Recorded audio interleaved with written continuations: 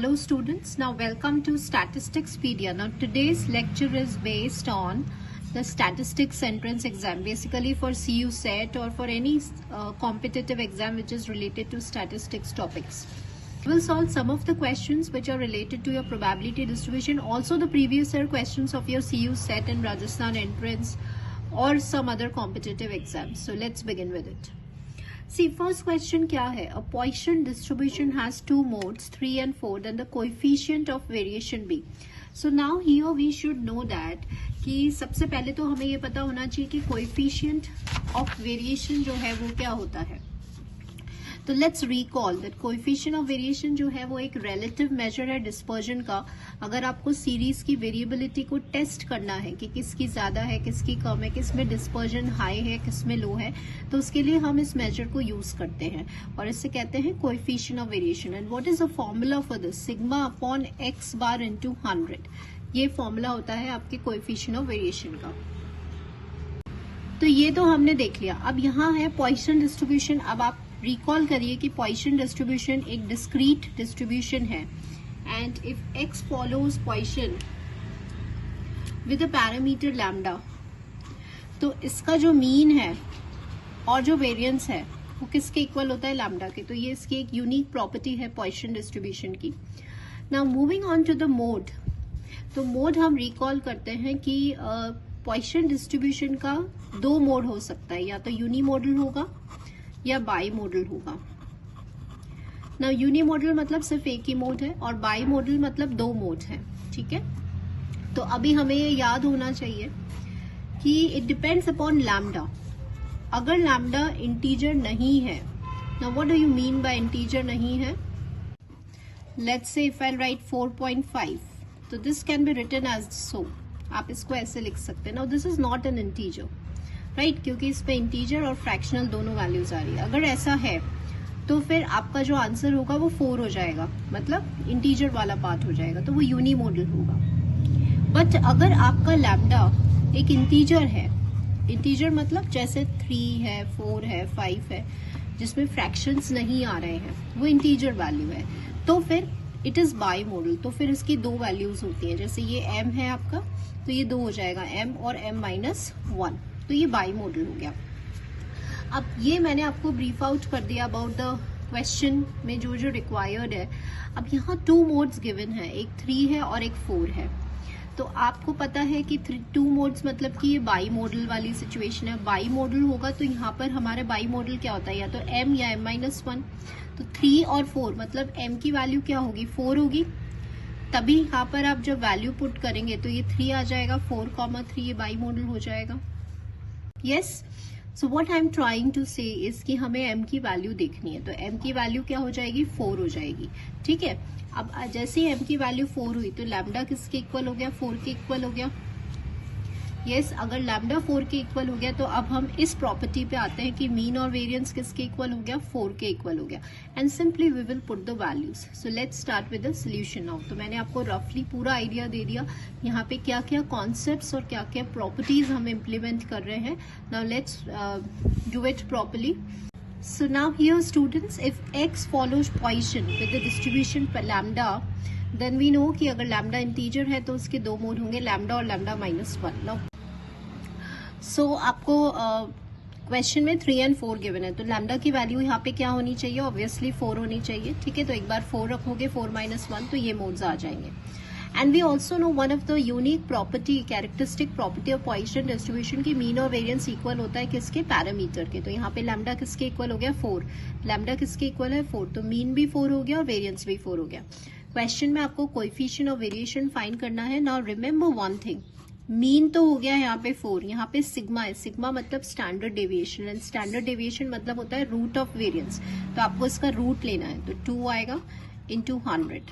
So once you will solve this you will get 50%.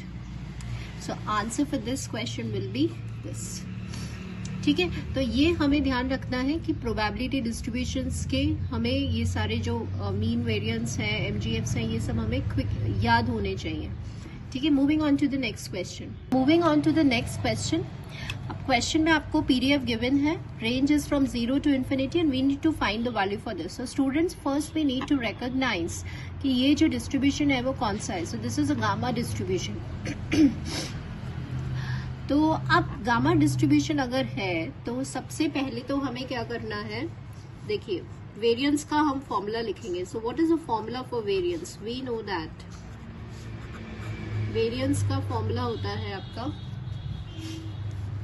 Expectation of x square minus expectation of x का whole square. ये हमारा variance का formula होता है। तो हमें ये वैल्यूज फाइंड आउट करनी है। So for this we will take the help of the raw moment. Raw moment का फॉर्मूला होता है आपका ये, वी ऑल नो दैट, ये हो जाएगा आपका एक्स की power R F of x into dx। अब आपको निकालना है 1/x। तो 1/x मतलब एक बार अब हम क्या करते हैं, इसको थोड़ा सा सॉल्व कर लेते हैं। fx का जो आपका फॉर्मूला है पीडीएफ क्वेश्चन में गिवन है, 1/गामा अल्फा बाहर रख रहे हैं, e to the power of -x, x की power alpha -1 into dx। We know that कि ये हमें पता है कि fx अगर डेंसिटी फंक्शन होता है तो इनका इंटीग्रेशन जो टोटल एरिया है that is equal to 1। So इससे we know one formula, and what is that formula? अगर if you are a math student तो हम इसको बहुत फ्रीक्वेंटली यूज करते हैं फॉर कैलकुलेशन, अल्फा -1 dx। तो ये हो जाएगा आपका गामा अल्फा। तो यहाँ पे वही प्रॉपर्टी यूज कर रहे हैं। तो यहाँ पे अल्फा -1, तो यहाँ अल्फा क्या है ये, तो ये हो जाएगा आपका गामा अल्फा प्लस आर। ठीक है, तो ये आपने किसका वैल्यू निकाला? Expectation x to the power of r का। नाउ अब आपको क्या निकालना है? 1/x। तो 1/x कब आएगा? जब आप आर की प्लेस पे क्या डालेंगे? -1 डालेंगे। तो यहाँ हम आर की प्लेस पे -1 डाल रहे हैं। जब आप गामा एन, अब गामा एन क्या होता है? n-1 गामा n-1, इस प्रॉपर्टी को यूज करेंगे। तो आप जब नीचे वाला खोलोगे तो ये आ जाएगा ऐसे, और ये कैंसिल हो जाएगा और ये हो जाएगा 1/अल्फा -1। नाउ सिमिलरली स्टूडेंट्स, अब आपको निकालना है 1/x²। तो 1/x² कब आएगा? जब आप आर की प्लेस पे 2 पुट करेंगे, तब आपका आएगा 1/x²। तो यहाँ आपने 2 पुट किया।